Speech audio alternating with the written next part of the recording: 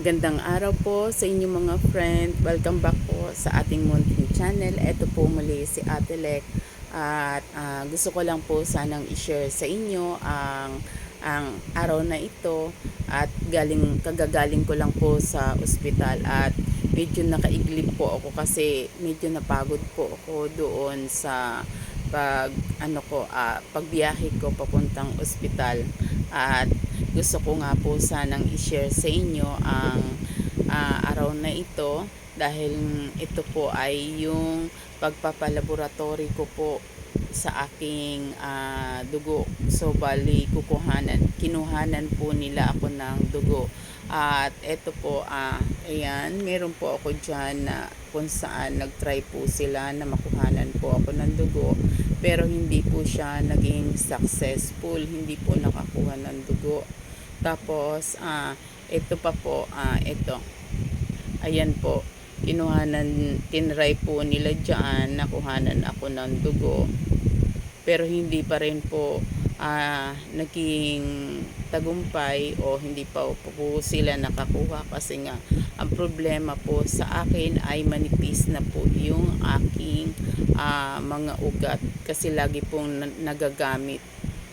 Ito po, sumunod, ayan po, nagtry din po sila dito, hindi pa po naging successful. So nakatatlong beses po at yung pang-apat po ay eto po. Ayan, diyan po naging successful. Ayan, nakakuha po na ng dugo sa akin dahil ayan, pang-apat na turok na po yan sa akin. Ayan. Bali, ganun po talaga kaming mga ako pong bilang cancer patient, parang natural lang po talaga yun na at lalo po ako ay nag-chemo, numinipis po yung mga ugat po namin. Kaya pagka medyo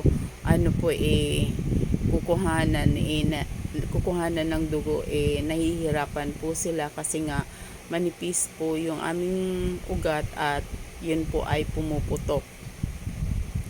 Pero sa ang banda naman po ay nakakakuha pa rin naman po sa awa ng Diyos at sa pang-apat na turok ay naging successful naman po. At ang po ay tiwala lang po at laban lang po sa battle na ito na sakit na cancer. At hanggat kaya po ay lalaban po ako bilang cancer patient at tiwala lang po na nandyan ang ating Panginoon na laging gumagabay at hindi niya po pinababayaan tayo o tayong lahat po. Hindi niya po tayo pababayaan sa ating journey dito sa mundo. Ayun lang po. Maraming salamat po mga friends. Salamat po sa inyong suporta. Mag-iingat po tayo palagi.